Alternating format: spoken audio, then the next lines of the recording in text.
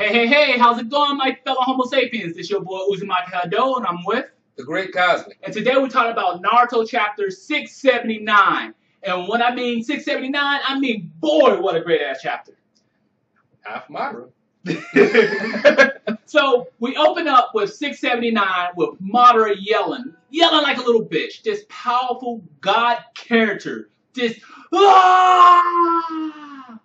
know what? I kind of can see where you're coming from because he did kind of just get like brutally pounded from the back. I mean, by Black Zetsu.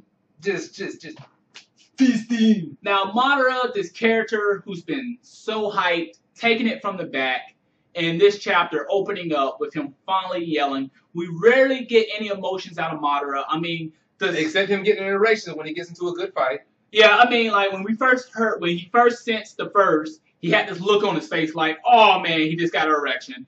And when he fought against Guy Sensei, and Guy Sensei knocked him almost literally to the center of the earth, he had that look like, yeah, I want some more of that. He's a sadomasochist, but, you know, not when it comes to Black Zetsu. So we open up the chapter with him yelling, screaming, crying like a little bitch, and we see that all this power is absorbing into him, is busting out of the ground, all this chakra is coming up, and he starts to swell up like a balloon. And that's possibly the worst exit that I've ever seen for a boss level character in any anime. I mean, think about it. It's one thing to go out. It's one thing to go out fighting to the last breath. But when you get hit, balloon. Now, one thing I can say, I believe a lot of people are split with this. A lot of people is upset. Some people is happy. I mean, we got this character that a lot of people love who fell in love with Madara. Personally, I am a fan of Madara himself.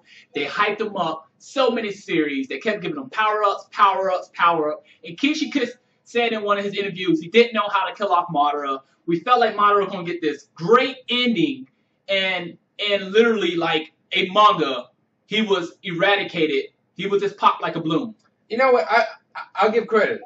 He at least lasted 2. It was 2 mangas before he got popped like a balloon. Because, you know, one was when he first got in, and then the second is when he just popped like a balloon. Now, one thing I will say about Madara, a lot of people felt like they wanted to see Naruto and Sasuke fight Madara. And me personally, I would love to see that fight. But I believe when he used the Eternal Tsukuyomi, he just was drained of his power at that moment. He was tired. He wasn't aware of his surroundings. And because of that, he lost. Now, do I think Madara is truly dead? Personally, I don't think he's dead. I don't think he's that one character that's going to get killed off like that and just stay off. What about you? I mean, to go back for a second, I don't think he's dead. I think he's going to come back in some kind of way because he has been puppeted along, and just like Obito, he's going to try to do something to screw Kagura just like Obito did to him, in my opinion. Now, one thing I noticed when he was swelling up and he popped, if you look at the panel, a lot of people says Kagura turned into him. I really don't think Kagura turned into him. I feel like Kagura came out of him because he exploded, and then you seen Kagura forming, and Kagura forms into herself. One thing I noticed, if you look at the panel, you see the Sharingan, the third eye on his head, and one of his Rinnegan blow apart, just blow to pieces. And one thing I know about Madara is he can regenerate. I mean, when he fought against Guy Sensei basically just knocked this man almost in half. Sasuke cut him in half a few chapters ago, and he was able to regenerate. So I do believe Madara might regenerate and join Naruto and Sasuke in the fight against Kagura. And that is a likely story, but I do disagree only because the Zetsus were of Kagura's creation and command. And if they are under her, unless Madara had a stronger hold than we knew about, then I think Madara's kind of gone. Granted, this would be a great time for Kakashi to go rummage around the area and see if he can pick up one of the Rinnegan and try to use that.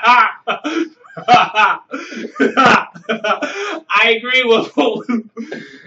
Now, let's get back to the manga part. It's some questions I have to ask. I was actually kind of curious. Because, see, let's talk about Naruto for a second.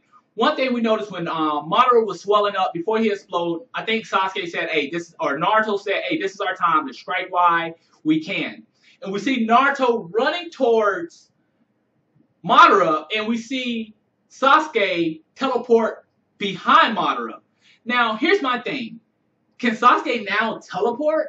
And I was a little upset behind this for the simple reason I felt that if Naruto's father is the fourth and he has to teleport abilities, why is Naruto not teleporting? I mean, yeah, we see him use the quick speed against A in the beginning of the war, but Sasuke can just teleport now, just free will, and that really kind of pissed me off. What about you, sir? I mean, the thing about it is they made a big deal to show Naruto when he first came back having his father's blade in his mouth, but he's not doing no yellow flash.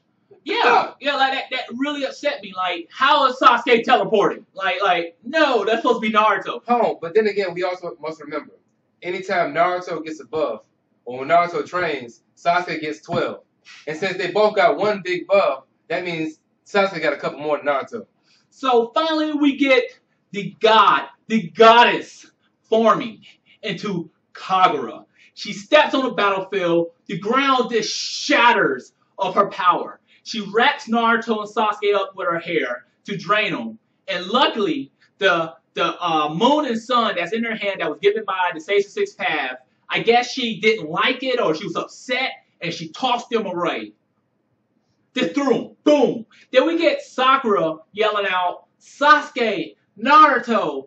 But good thing she did say Naruto this time, but she always said Sasuke first. Honestly, personally, I could give two fucks about Sakura. I mean, if Kagura next manga wanted to just go ahead and rip her head off and drink the blood, I'm cool with that. Like, the series is not going to stop because she dies. Now, we get to the next point where Sakura seems like she wants to do something. She wants to run in and throw her life away, and we get Kakashi holding her back. And personally, I'm like, come on now. Please just kill off Sakura. Personally, I'm not a fan of Sakura. I'm going to be truthful with you. I know a lot of people's going to be upset behind that, but I just don't like Sakura. But the second thing is, I do feel like Sakura is going to do something in this war that's going to help Naruto and Sasuke. I feel that she will redeem herself some type of way. It pains me to say this, but she's going to do something that helps Naruto Sasuke, or she's going to die. Either or. Here's my thing. They made this big deal about Team 7 being together and Team 7 going to take down the last boss, which is Kagura and everything like that. Kakashi is a non-issue, and Sakura ain't shit. Like, personally, I think the only people that should be on the battlefield right now are 1, Naruto. Yep. 2, Sasuke. 3, Hinata, because the Bakugan, which we're about to talk about now, is going to be beastly. And 4, Rock Lee, only because you need some Chai-Jitsu in the mix. Now, we have the mother of it all, the mother of the creation, the mother of the Sage of Six Paths. Now, something else we learned in this chapter, we finally got the Sage of Six Paths brother name, and I believe you pronounce it Hamamaro. It's quite a few translations out there. Personally, I'm going to call him Hamamaro. Do I feel that we're going to get some backstory or see the Sage's brother? Yes. I feel like he might be a key player in this. He could give Naruto and Sasuke another power-up, because believe me, they need a little bit more than Jesus and Muhammad right now. Hold on. This is right now, because we all know that Sasuke is Lucifer and Naruto is Jesus. But we just seen the aliens came down and punched them both in the face. So that's just some hard stuff to swallow. Now, we get Kagura. Basically, she's saying, okay, this land is my nursery. And there's so many new questions that it just adds so many new questions to this war. She says, this land is my nursery, and the people who's been caught up into the Eternal Tsukuyomi will become white Zetsu. Now, we believe white Zetsus came from, I believe, DNA copies or something of that nature. But now we find out that these white Zetsus, the original white Zetsus, come from people who's been under the Eternal Tsukuyomi. Now, my big question here is, why do she need an army? Who she's going to fight?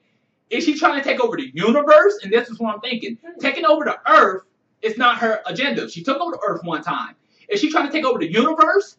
Or is she trying to fight something else? Now, someone made the joke of the 20 tails, and I thought that was hilarious. But what if there's something else out there? Or what if Naruto is a universe of things going on out there?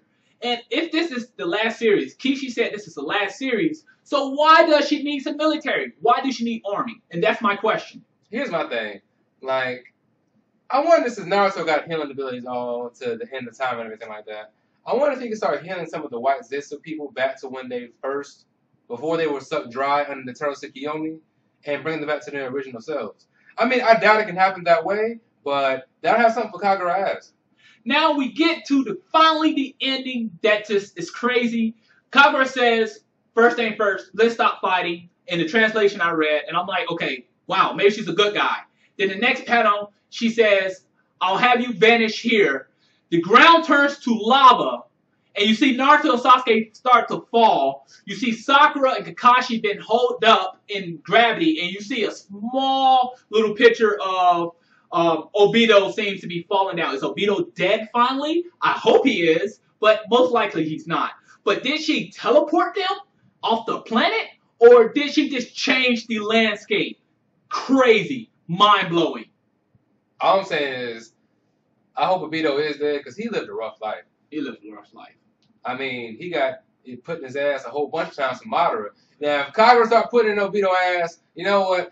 I'm going to go ahead and try to send this man in a race so he can erase out the manga page. But anyway. So we got Kagura, who has all three eyes. She has the Bakugan, the Sharingan, and the Rinnegan, or the combination I like to call the Sharingan. I heard from a lot of other people, or the Sage Eye, or the Ten-Tail Eye, whatever. I know Bakugan is about to get a fucking upgrade. Hinata's going to get an upgrade. These Bakugans probably going to be so much more powerful. It's been neglected all the way through the series mostly. I mean, we always heard about the Sharingan and the Rinnegan. No one wanted the Bakugan, but now I'm quite sure the Bakugan's going to come out with a whole new abilities, and it's going to be fucking nasty. I agree. I agree. So that's all I have today. You have anything else to go with this? Not even a little bit. If we left something out, please leave a comment below. Please subscribe, rate, and comment. It really helps the channel. Well, have a nice day. Johnette.